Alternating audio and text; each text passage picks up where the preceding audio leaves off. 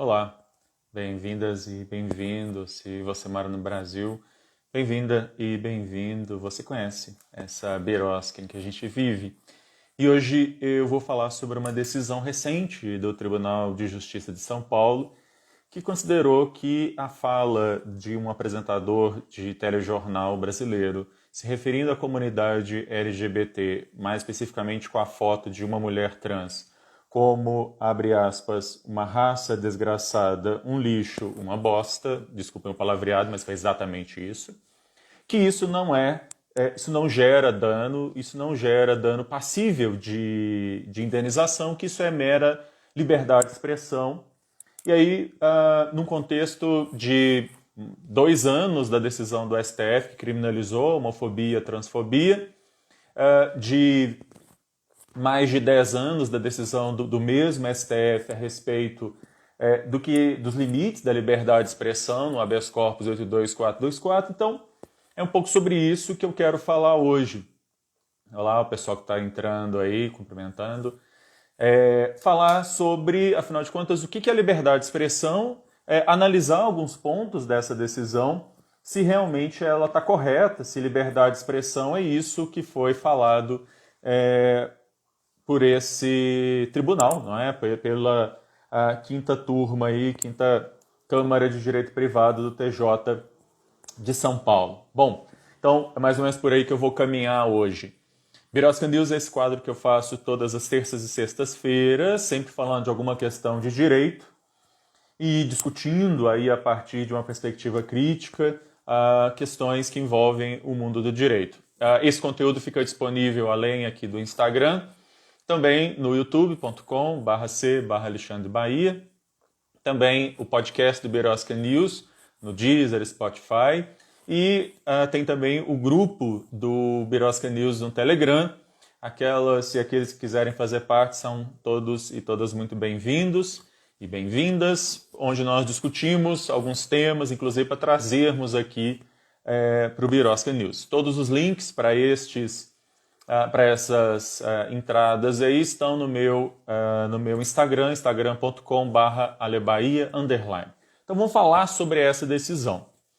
Pois bem, aconteceu de um crime envolvendo 2 mulheres que viviam em união estável, e aí elas foram acusadas de matar o filho de uma delas. E esse apresentador de um telejornal, o Siqueira, ele fez a notícia, né? Narrou a notícia, e daí para frente ele passou a falar sobre pessoas LGBT em geral, colocou a foto da modelo, da Viviane Bileboni, no fundo, aquela foto que foi famosa dela na Parada Gay de São Paulo, em que ela era crucificada, não é? E começou a falar que pessoas LGBT, apontando para a foto, eram responsáveis pela falência da família e associando, de certa maneira, pelo menos ao que parece do vídeo, ser LGBT com a prática de crimes. Que o crime que foi cometido por aquelas 2 contra a criança teria alguma coisa a ver com o fato das 2 serem lésbicas, né? E no mesmo momento em que a foto da Viviane está ali aparecendo, ele fala essas palavras, essas expressões que eu falei agora há pouco. A Viviane, ela processou o jornalista, ganhou em primeira instância uma indenização de R$30 mil, houve apelação, e é essa decisão do TJ de São Paulo que vai dizer que não existem elementos para caracterizar a responsabilidade civil, porque não há ato ilícito.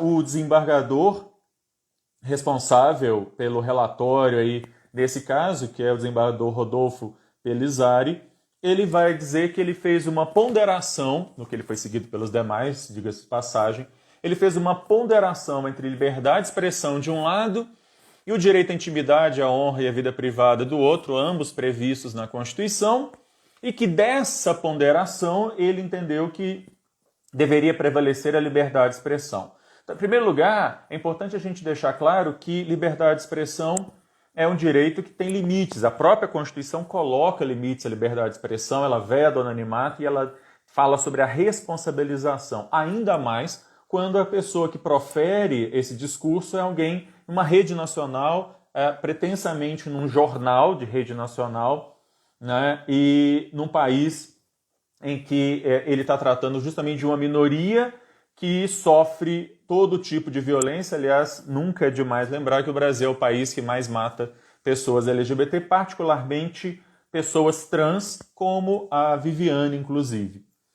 Então, desde já, eu já digo que o caso não é liberdade de expressão. Ao contrário do que vai dizer o TJ de São Paulo, o caso não é de liberdade de expressão. A liberdade de expressão ela não te dá o direito de falar, seja para toda a comunidade LGBT, como poderia ser com judeus, como o STF decidiu no habeas corpus 82424, seja para com negros, etc., as coisas que foram faladas pelo jornalista. E fazendo uma associação de um crime que é bárbaro, que é um infanticídio, com a orientação sexual das acusadas pelo crime. Como se todas as vezes em que uma criança é agredida ou morta pelos seus pais, fosse dada ênfase no fato de que os pais são heterossexuais, o pai e a mãe, e por causa disso aconteceu o crime que obviamente não faz o menor sentido. Ou seja, como o David está lembrando aqui, na verdade é uma má importação, não é, David, da teoria da liberdade de expressão como livre mercado de ideias, que funciona nos Estados Unidos até certo ponto, mas que certamente tem um tratamento diferente no Brasil, até pela redação que a Constituição tem. Aqui no Brasil, aliás, quem tem um livro fantástico sobre isso é justamente o Zé Emílio Medal Aromati, que está aqui também com a gente assistindo aqui essa live. Para o desembargador, não há, portanto, ilícito. O que houve foi, abre aspas, apenas uma opinião deselegante do jornalista, né? E que, portanto, o judiciário não pode restringir a liberdade de jornalismo, a liberdade de expressão. E aí o desembargador cita uma decisão do ministro Celso de Mello, que o Celso de Mello, ex-ministro do STF, foi relator, que é um agravo regimental, eu vou linkar na descrição do vídeo, mas é importante a gente contrapor a leitura que o desembargador faz do precedente, que não é de forma alguma a mesma situação em que um jornalista está fazendo uma crítica racional, séria, a uma questão envolvendo ali um líder, uma pessoa proeminente de futebol, e, por outro lado, que um jornalista está falando sobre uma minoria que é vítima de uma violência estrutural todos os dias. Então, o paralelismo, a aplicação do precedente pretendida ali pelo desembargador, ela é sem cabimento. E vale anotar que é o mesmo ministro Celso de Mello que, no habeas corpus 82424, vai votar pela caracterização da manifestação do réu como incorrente no crime de racismo. É o mesmo ministro Celso de Mello que vai dizer que o caso não é de liberdade de expressão quando julgou o habeas corpus 82424. Aliás, é o mesmo ministro Celso de Mello que há 2 anos, ao decidir a ADO 26, considerou que homofobia e transfobia são espécie de racismo, algo que, infelizmente, a decisão do TJ de São Paulo desconsidera sumariamente, não é? Faz de conta que o STF não tem essa importante decisão. É claro, a ação ali era cível, mas de qualquer forma, o STF deixou assentado muito claramente que a discriminação por orientação sexual e identidade de gênero, ela é sim um ato ilícito. Um dos argumentos também da TJ de São Paulo é de que a ofensa foi a toda a comunidade, não dirigida especificamente à autora da ação. Ora, a partir do momento que há o uso da imagem dela e toda a discussão é direcionada para ela, para mim também não faz sentido. E dizer que a ofensa não foi para ela, porque era ela que estava estampada ali, para além da notícia sobre o assassinato, sobre o infanticídio. E de qualquer forma, ela, como pessoa que faz parte dessa minoria, ela pode sim ter se sentido ofendida e ter sofrido aí a bala, ainda mais ela sendo uma pessoa trans, que, como eu disse, sofre de todo tipo de violência nesse país, muito mais do que qualquer outra minoria. É realmente espantoso que essa decisão tenha sido dada 2 anos após a decisão do STF de criminalização da homotransfobia. O argumento, portanto, de que o uso da imagem dela foi apenas para ilustrar não faz o menor sentido. Não faz o menor sentido. E é isso, como o Emílio está falando aqui, né? O caso caracterizaria, sim, possivelmente, racismo. Né? E como é que então não há ato ilícito? Liberdade de expressão não te dá o direito de ofender, seja uma pessoa, seja toda uma comunidade. Aliás, como eu coloquei mais cedo, tanto no Instagram quanto no Twitter, uma frase antiga de algo que eu já venho defendendo desde a época do julgamento do HC 824, do habeas corpus 82424, que a liberdade de expressão que não considera o outro como igual portador dos mesmos direitos que você não é liberdade de expressão, é discurso de ódio. Essa ponderação, essa pseudo-ponderação não faz sentido, porque você não pode ponderar num direito que não existe liberdade de expressão ali, a única coisa que existe ali é discurso de ódio, portanto não há que se falar em ponderação, como também lembra aqui o David, né? Não há que se falar em liberdade de expressão, porque na verdade não há o que ponderar ali, o que há na verdade é abuso, e o abuso de direito não é direito. Mas eu queria, antes da gente terminar, eu queria ler 2 trechos ainda dessa decisão.